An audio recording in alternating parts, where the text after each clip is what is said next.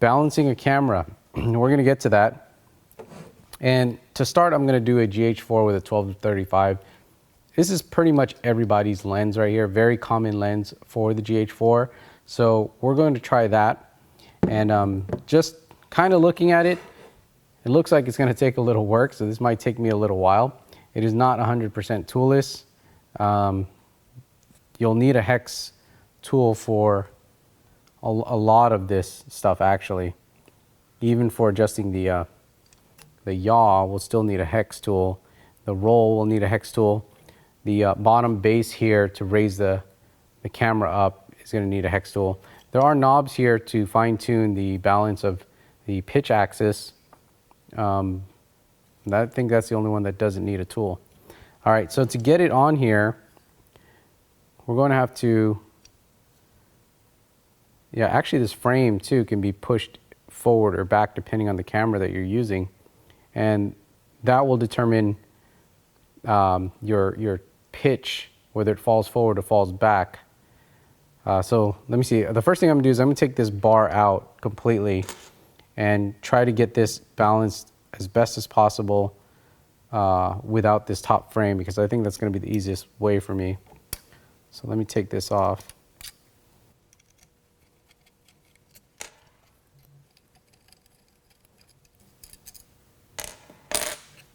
All right, so there's 2 hex screws that allow you to slide this plate off.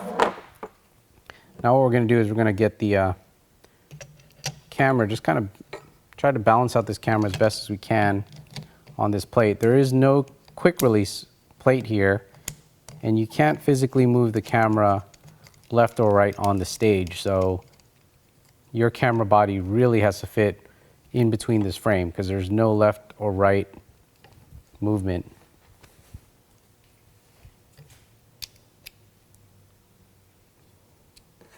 So the first thing I'm going to do is try to figure out my pitch. So let me pull this back a little bit. This is why it's beneficial to take the frame out, because you need to move your camera forward and back. It's not bad right there. So it's a little bottom heavy at this point, but it's not tilting forward or back. So to do the pitch, we want to lay it flat on its back here. We want to make sure it stays this way. If it's falling on its bottom, there's too much weight on the bottom. So we have to bring the camera away from the bottom. We have to bring it up. So we're going to do that by adjusting these knobs here on the side. Now before we adjust the knobs on the side, there seems to be some locks here. And I want to say it's locked in, so we have to actually loosen the locks on the side of this, on the motor and the bearing. Now there's also locks on the other side, so there's actually 8 screws that you have to loosen.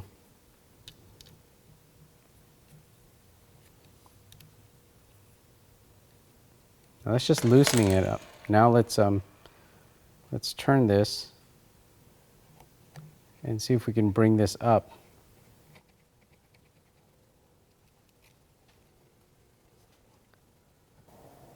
All right, yeah, not too bad. Got it laying flat on its back there. Now that we have it laying flat on its back, we'll readjust the pitch going forward. So we loosen this up. See if we can nudge it a little bit. All right, so just double check your pitch.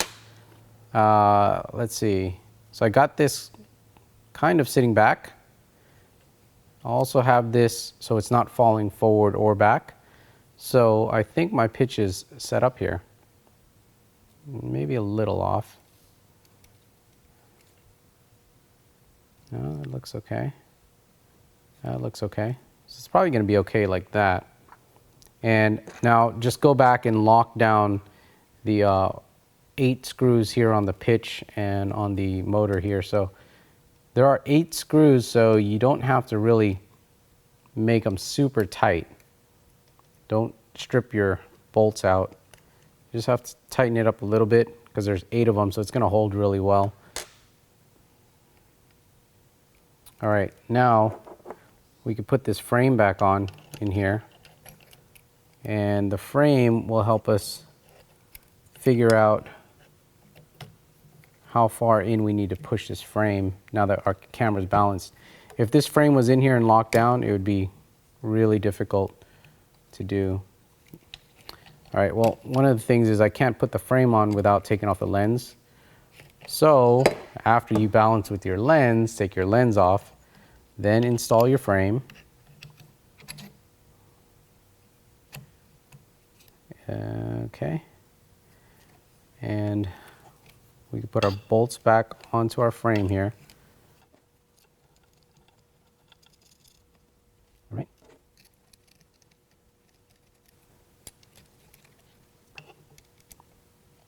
All right, now we put our lens in. Hopefully our lens fits fine.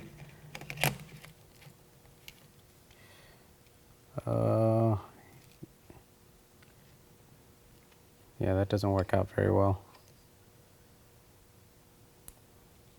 My 12-35 is like rubbing right where the IS power OIS button is.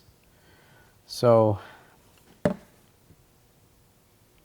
may have to pull the frame out a little more, I guess. I was hoping that the frame butts up against the camera, but I guess it doesn't. So let me see if I can actually move the frame out.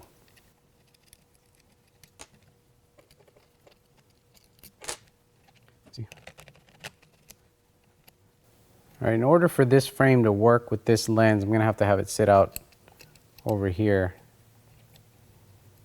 There's a couple of places you can reattach the frame with your hex screws, so they give you a couple of options.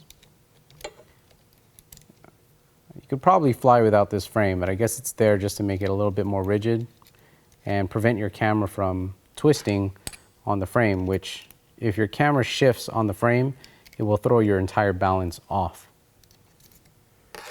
All right, next, let's get to the roll. Now, once again, the roll requires a tool. So same hex tool for the roll. We're going to loosen it up, and then we're going to try and slide this across. There's a clamp back here. Hopefully we don't have to loosen up all 4. There are 4 clamps, but maybe I can loosen 2 up just enough so we can slide it. Let's see. Nope. I'm going to have to loosen up 4 of them. Now you can't really do the roll without balancing your camera first or having your camera mounted, but having your camera mounted makes it a little bit more tricky to get to the roll. Okay, there you go. All right, I can slide it now. And that looks pretty good. Well, it's falling to the center, so let's lock it down here. Now it's not staying on its side diagonally, possibly because the clamp is so loose that the arms are kind of not squared up. So let me tighten this up. Now that we have balance in the center, let's tighten up the clamp and see how well it holds balance.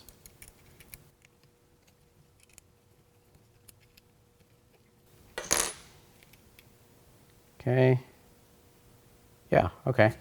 So it wasn't holding the, when I was doing this motion right here, it wasn't retaining this position because the clamps were loose, and so the arms were off axis, but now that it's tightened up, we're good. And we have our 12-35 totally balanced. So again, the next thing we want to do is the yaw. So let's get to the yaw. Now for the yaw, let's see. It's going to be tricky here.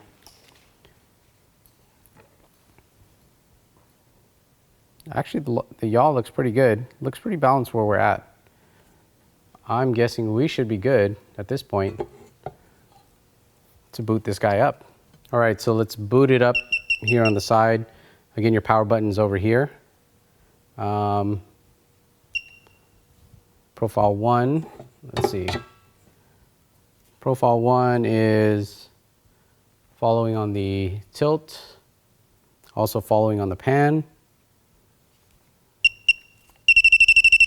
Profile 2 is not following tilt, it's following on the pan or yaw.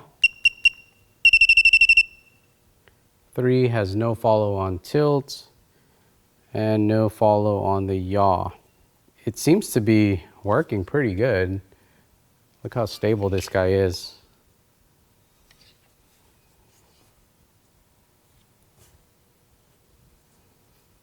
And this is with the 12 to 35. Now it did take some work to get that set up though. It required only one tool, but there was a lot of bolts and it was tricky getting into some of these areas. So if you plan on doing lens swaps, I'm gonna have to say that this gimbal is gonna take you a little while to kind of get balanced again if you're changing from a small lens to a heavy lens. Now 12-35, it seems perfect on here. It seems to work great. We can get it balanced perfect without the unit being turned on. The question now is, can we balance a heavier lens? We actually don't have a lot of room. As you tilt this back, I don't know if you can see this, but this eyepiece right now has probably just about an inch before it hits this back bar. So if I was to put a heavier lens on here, I'm gonna have to push this back, I'm guessing an inch or more, which means I'm going to be touching this back roll bar. So you'd be limited to the gimbal movements you could do or tilt movements if you were to put a heavier lens. Now, they tell you this is not made for the heavier setups. This is for the smaller cameras, smaller lenses.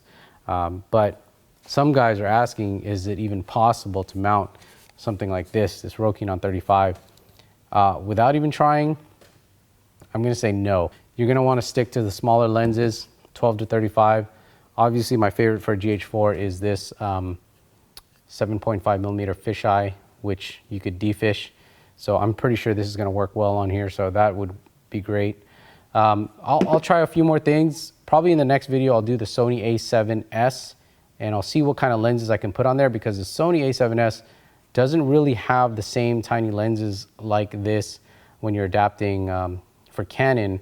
I'll probably have to get some Sony lenses, some small wide angle Sony lenses to put on there to see if we can get it balanced on the K Mini. But anyways, there'll be another video. For more information or any questions, if you guys have suggestions on stuff you guys want to see done on here balanced, hit me up at the blog cheesycam.com.